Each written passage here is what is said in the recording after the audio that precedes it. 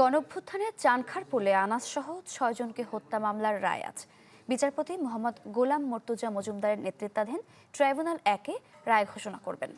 বেঞ্চের অন্য ২ সদস্য হলেন বিচারপতি মোহাম্মদ শফিউল আলম মাহমুদ এবং অবসরপ্রাপ্ত জেলা ও দায়রা জজ মোহাম্মদ মহিতুল হক এনাম চৌধুরী। আরও খবর জানব, ট্রাইব্যুনাল থেকে যুক্ত হচ্ছেন সহকর্মী মাসুদুর রহমান। মাসুদ, রায় ঘোষণা কয়টা নাগাদ হতে পারে?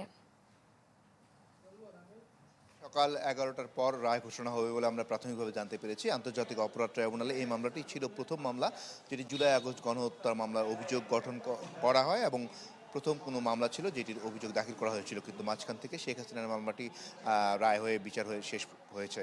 তো এটি প্রথম মামলা ছিল যেখানে পুলিশের ৮ জন সদস্য রয়েছেন, আর এর মধ্যে ৪ জন গ্রেপ্তার আছেন, ৪ জন পলাতক আছেন এবং তৎকালীন DMP commissioner Habibur Rahman wireless বার্তায় তৎকালীন যিনি ডিসি ছিলেন সুদীপ কুমার চক্রবর্তী, তাকে কি নির্দেশ দিয়েছিলেন সেই সাক্ষ্য কিন্তু দেওয়া হয়েছে।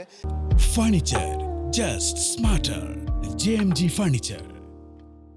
এবং ডিএমপি কমিশনার যে চাঙ্কারপুল এলাকায় গুলির নির্দেশ দিয়েছিলেন সেই ওয়্যারলেস বার্তাটিও কিন্তু এই মামলায় সাক্ষী হিসেবে দাখিল করা হয়েছিল এবং শোনানো হয়েছিল।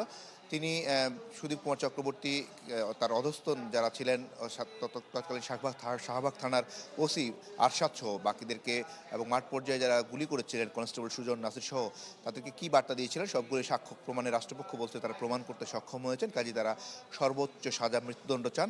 এখন দেখার বিষয় আন্তর্জাতিক অপরাধ ট্রাইব্যুনাল যে অপরাধের মাত্রা এখানে পেয়েছেন তার অনুযায়ী আন্তর্জাতিক অপরাধ ট্রাইব্যুনাল 3 AGH এবং 4-এর 1, 2, 3 এবং 20-এর 1, 2 অনুযায়ী কী সাজা দেন হাবিবুর রহমান ডিএমপি কমিশনার সাবেক এবং যুব কমিশনার সুদীপ কুমার চক্রবর্তী সহ তৎকালীন যে 8 জন পুলিশ কর্মকর্তাকে এখানে অভিযুক্ত করা হয়েছে সেটি এখন দেখার বিষয়। সকাল 11টার পর এর রায় ঘোষণা করা হবে আন্তর্জাতিক অপরাধ ট্রাইব্যুনাল।